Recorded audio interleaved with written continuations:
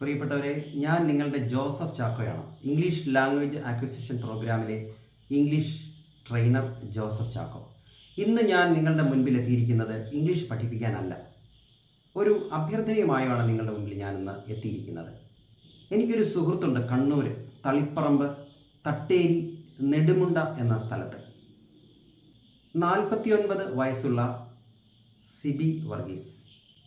അദ്ദേഹം കുറേ വർഷങ്ങളായി കുടുംബത്തിലെ ചില ബുദ്ധിമുട്ടുകളാൽ വളരെയധികം കഷ്ടപ്പെടുകയാണ്. മറ്റൊന്നുമല്ല, അദ്ദേഹത്തിൻ്റെ ഭാര്യ ഒരു രോഗിയാണ്. ഭാര്യയ്ക്ക് ഏകദേശം 47 വയസ്സുണ്ട്. ജോയ്സി എന്നാണ് പേര്. ഇതൊരു ഫിസിക്കലായിട്ടുള്ളൊരു പ്രശ്നമാണ്, ഒരു ശാരീരികമായ ഒരു പ്രശ്നം. കഴിഞ്ഞ 10 വർഷങ്ങളായി അതികഠിനമായ പീഡ അനുഭവിച്ചു വരികയാണ്. 10 വർഷം മുമ്പ് യൂട്രസ് റിമൂവൽ ശസ്ത്രക്രിയ നടത്തി, ഹിസ്റ്ററക്ടമി നടത്തി. അതിനുശേഷം ഓരോ ഓവറി 2 പ്രാവശ്യമായിട്ട് നീക്കം ചെയ്തു. ആ സർജറിയിൽ ഒരു അപാകത സംഭവിച്ചു, ഒരു അപകടം സംഭവിച്ചു. കുടല് കട്ടായി, മുറിഞ്ഞു. അതേ തുടർന്ന് ഇങ്ങോട്ട് ഏതാണ്ട് 10 വർഷക്കാലമായിട്ട് അതുമൂലമുള്ള പീഡകൾ സഹിച്ചുകൊണ്ടിരിക്കുകയാണ്. കുടൽ മുറിഞ്ഞു, അത് ചേർത്ത് വെച്ചുള്ള ശസ്ത്രക്രിയ ചെയ്തു, സർജറി ചെയ്തു. താൽക്കാലികമായ വിജയമായിരുന്നു. പക്ഷെ പിന്നീട് ആ കട്ടായി പോയ ഭാഗം ബ്ലോക്ക് ആകാൻ തുടങ്ങി. കുടലിൽ കൂടി ഭക്ഷണം നീങ്ങുന്നില്ല. അത് കുറേ നാളുകളായിട്ട് ഭക്ഷണത്തിൻ്റെ അളവ് വളരെ കുറവാണ്. എന്തെങ്കിലുമൊക്കെ ലിക്വിഡായിട്ട് മാത്രമേ, കരിക്കിൻ വെള്ളം പോലെയുള്ള ലിക്വിഡായിട്ട് മാത്രമേ കഴിക്കാൻ സാധിക്കുകയുള്ളൂ. അത് ആ കഞ്ഞിയൊക്കെ ആണെങ്കിൽ അത് മിക്സിയിൽ അടിച്ച് അത് ലിക്വിഡായിട്ട് പരുവത്തിൽ അത് കഴിക്കാനായിട്ട് സാധിക്കുകയുള്ളൂ. ഒരു 10 വർഷമായിട്ട് അങ്ങനെയാണ് ആ കുട്ടി മുന്നോട്ട് നീങ്ങുന്നത്. ഭക്ഷണം കുടലിൽ തന്നെ കെട്ടി നിൽക്കുന്ന ഒരവസ്ഥ. വാസ്തവത്തിൽ നമുക്കത് ചിന്തിക്കാൻ പറ്റുകയില്ല. ചിന്തിക്കുമ്പോൾ നമുക്കും വലിയ ഒരു സംഘർഷം നമുക്കുണ്ടാവും. അത് കണ്ടു നിൽക്കാനും നമുക്ക് സാധിക്കില്ല.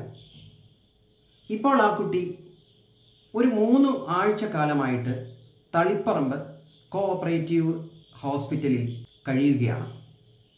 വീട്ടിലേക്ക് പോകാൻ സാധിക്കുന്നില്ല. കഴിഞ്ഞ 10 വർഷത്തിനിടയ്ക്ക് 5 സർജറികൾ നേരിടേണ്ടി വന്നു. 5 സർജറികൾ. ഈ 5 സർജറികളും ഈ കുടലിൻ്റെ ബ്ലോക്ക് മാറ്റാൻ വേണ്ടിയാണ്. അത് ഒത്തിരി ഈ വേസ്റ്റ് അക്യുമുലേഷൻ, ഭക്ഷണത്തിൻ്റെ അക്യുമുലേഷൻ വരുമ്പോൾ അത് പൊട്ടിച്ച് കീറി അത് നീക്കം ചെയ്യുക, അത് സ്വതന്ത്രമാക്കുക എന്നുള്ളതാണ് ചെയ്യുന്ന ജോലി. പക്ഷേ സർജറികളൊന്നും വിജയമാണോ എന്ന് ചോദിച്ചാൽ അത് വിജയമല്ല. വീണ്ടും പ്രശ്നത്തിലേക്ക് പോയിക്കൊണ്ടിരിക്കുന്നു. ഇപ്പോൾ ഹോസ്പിറ്റലൈസ്ഡ് ആണ്.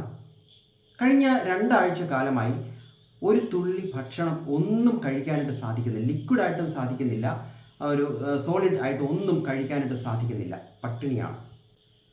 കഠിനമായ വേദന, ഗ്യാസ് ഫോം ചെയ്യുന്നു.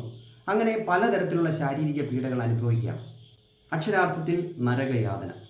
കഴിഞ്ഞ ആഴ്ചയിൽ ഞാൻ കണ്ണൂർ ചെന്നു. അദ്ദേഹത്തിൻ്റെ ഭാര്യയെ, ഈ ജോയ്സിയെ ഞാൻ കണ്ടു. നമുക്ക് ഒരു വ്യക്തിക്ക് നമുക്ക് കണ്ടു നിൽക്കാൻ സാധിക്കാത്ത പീഡകളാണ് സഹിച്ചുകൊണ്ടിരിക്കുന്നത്. ശക്തമായ വേദന, അതിൻ്റെ കൂടെ വിശപ്പും അനുഭവപ്പെടുന്നുണ്ട്. ഭർത്താവിനും മക്കൾക്കും നോക്കി നിൽക്കാൻ പോലും സാധിക്കാത്ത അവസ്ഥ, വളരെ ദയനീയമായ അവസ്ഥ. ഡോക്ടർ അതിന് പറഞ്ഞ പരിഹാരം ഒരു സ്കാനിങ് ആണ്. ആ സ്കാനിങ് നടത്തി. കഴിഞ്ഞ ദിവസം ഒരു 3-4 ദിവസങ്ങൾക്ക് മുമ്പ് ആ സ്കാനിങ് നടത്തി. അപ്പോൾ ഡോക്ടർ വളരെയധികം വിഷമത്തോടുകൂടി പറഞ്ഞു, എനിക്കൊന്നും ചെയ്യാൻ കഴിയില്ല. ഇതൊരു സർജറിയിൽ ഇത് ഒന്ന് തുറന്നു വിടാനായിട്ട് സാധിക്കും. അപ്പോൾ ഇപ്പം കാണുന്ന ഈ ശാരീരികമായ പീഡകളൊക്കെ തൽക്കാലത്തേക്കൊന്നൊരു ശമനമാകും. അതൊരു ശാശ്വത പരിഹാരമല്ല. പക്ഷെ ഈ കുട്ടിക്ക് ആരോഗ്യപരമായിട്ട് അത് താങ്ങാനും സാധിക്കുകയില്ല. എന്തായാലും സർജറി ചെയ്താതെ മറ്റൊരു പരിഹാരമില്ല. അതുകൊണ്ട് ആ ഹോസ്പിറ്റലിൽ നിന്നുള്ള പൂർണ്ണമായിട്ടുള്ള മരുന്നുകൾ നിർത്തി. മരുന്നുകൾ എന്ന് പറഞ്ഞാൽ ഇൻഫ്ലമേഷൻ ഒഴിവാക്കാനും അതുപോലെ തന്നെ ഫീവർ ഒഴിവാക്കാനും ഒക്കെയുള്ള താൽക്കാലികമായ സിംറ്റമാറ്റിക് ട്രീറ്റ്മെൻറ്റാണ് കൊടുത്തുകൊണ്ടിരിക്കുന്നത്. അതെല്ലാം പൂർണ്ണമായിട്ടും ഡോക്ടർ നിർത്തി. ആകെ നൽകുന്നതെന്ന് പറയുന്നത് ഗ്യാസ് ഫോം ചെയ്യാതിരിക്കാൻ വേണ്ടിയുള്ളൊരു ഇഞ്ചക്ഷൻ മാത്രം. അതും ഫലം കാണാതെയായി. ശരിക്കും നരകയാതന. പക്ഷേ ഈ സർജറി ചെയ്താൽ അത് പരിഹാരമല്ല. പക്ഷേ സർജറി ചെയ്യാതെ ഈ കുട്ടിയുടെ പീഡകൾ അവസാനിക്കുന്നില്ല. സർജറി ചെയ്യണമെങ്കിൽ ഏറ്റവും കുറഞ്ഞ് 8 ലക്ഷം രൂപ ആവശ്യമാണ്. 10 വർഷക്കാലമായിട്ടുള്ള ഈ ട്രീറ്റ്മെൻറ്റിൽ അദ്ദേഹത്തിന് ഉള്ളതെല്ലാം അദ്ദേഹം വിറ്റു. പലരുടെയും മുൻപിൽ കൈനീട്ടി. ഞങ്ങളുടെ കുടുംബത്തിൽ നിന്നും എപ്പോഴും സഹായം അദ്ദേഹത്തിന് കൊടുത്തുകൊണ്ടിരിക്കുകയാണ് പല ഘട്ടങ്ങളിൽ ഹോസ്പിറ്റലൈസ്ഡ് ആകുന്ന അവസരത്തിലെല്ലാം. പക്ഷേ ഇത് നമ്മുടെ പിടിക്ക് അപ്പുറത്താണ്. അദ്ദേഹത്തിന് 2 മക്കളാണുള്ളത്. മൂത്ത കുട്ടി ഏകദേശം 15 വയസ്സോളം പ്രായമുണ്ട്. പഠന വൈകല്യമുള്ള കുട്ടിയാണ്. പക്ഷേ അമ്മ ഹോസ്പിറ്റലായാൽ ആ കുട്ടി കൂടെ കാണും. ഒരു കെയർ ടേക്കർ എന്ന നിലയ്ക്ക് എപ്പോഴും ഒരു കൂട്ടുകാരനായിട്ട് കൂടെ കാണും. പക്ഷേ എഴുതാനോ വായിക്കാനോ മറ്റു കാര്യങ്ങളോ ഒന്നും അറിയില്ല. സാധാരണ ഒരു വ്യക്തിയെ പോലെ പെരുമാറാനും സാധിക്കില്ല. ഒരു മകളുള്ളത് നഴ്സിംഗ് പഠിക്കുകയാണ്. ഈ കുടുംബം വളരെയധികം വിഷമാവസ്ഥയിലാണ്. സർജറി എന്ന് പറഞ്ഞാൽ അത് അബ്ഡോമൻ തുറന്ന് കുടല് ഒന്ന് മുറിച്ച് ഈ ഒരു ബ്ലോക്ക് നീക്കം ചെയ്ത് വീണ്ടും അത് ചേർത്ത് വെക്കുക. അവർ വല്ലാത്തൊരു അവസ്ഥയിലാണ് എത്തി നിൽക്കുന്നത്. മുന്നോട്ട് പോകാൻ ഇനി അവർക്ക് സാധിക്കില്ല. സർജറി എമർജൻസി സർജറിയാണ്. പക്ഷേ എമർജൻസി സർജറി പറഞ്ഞിട്ടിപ്പോൾ ഏതാനും ദിവസങ്ങളായി. കാരണം പണത്തിൻ്റെ അപര്യാപ്തത കൊണ്ട് മുന്നോട്ട് നീങ്ങാൻ സാധിക്കില്ല. കാരണം ഇപ്പോൾ അഡ്മിറ്റ് ചെയ്യപ്പെട്ടിരിക്കുന്ന ഹോസ്പിറ്റലിൽ തന്നെ വലിയൊരു ബില്ല് അവർ അടയ്ക്കാനുണ്ട്. അപ്പോൾ പിന്നെ തുടർന്നുള്ള ട്രീറ്റ്മെൻറ്റ് അവരെ കൊണ്ട് സാധിക്കില്ല.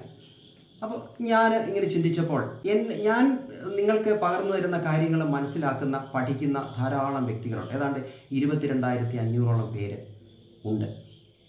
എനിക്ക് നിങ്ങളോടുള്ള ആ ഒരു സ്വാതന്ത്ര്യം ഞാൻ പ്രയോജനപ്പെടുത്തിക്കൊണ്ട് ഞാൻ നിങ്ങളോട് ആവശ്യപ്പെടുകയാണ്.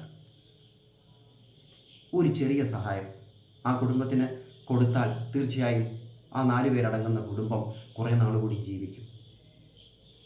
എത്ര ചെറിയ തുകയാണെങ്കിൽ പോലും അവർക്കത് പ്രയോജനപ്പെടും. അദ്ദേഹത്തിൻ്റെ അക്കൗണ്ട് ഡീറ്റെയിൽസ് ഇവിടെ ഞാൻ കൊടുത്തിട്ടുണ്ട്. അദ്ദേഹത്തിൻ്റെ പേര്, അദ്ദേഹത്തിൻ്റെ ഭാര്യയുടെ പേര് ഒക്കെ ഉണ്ട്. ഗൂഗിൾ പേ ചെയ്യാവുന്ന നമ്പറും ഉണ്ട്. ഒരു നഷ്ടമായി നമ്മൾ കരുതണ്ട. നമ്മുടെ ജീവിതത്തിലെ ചിലവുകളൊക്കെ ഒഴിവായി പോകുന്ന ഒരു അത്ഭുതകരമായ ഒരവസ്ഥ നമുക്ക് കാണാൻ സാധിക്കും. ഇത് ഇങ്ങനെയൊരു ആവശ്യവുമായിട്ട്, ഇങ്ങനെ അഭ്യർത്ഥനയുമായിട്ട് നിങ്ങളുടെ മുമ്പിൽ എത്തേണ്ടി വരും എന്ന് ഞാൻ സ്വപ്നത്തിൽ പോലും കരുതിയില്ല. ഇതല്ലാതെ എനിക്ക് മറ്റു മാർഗമില്ല.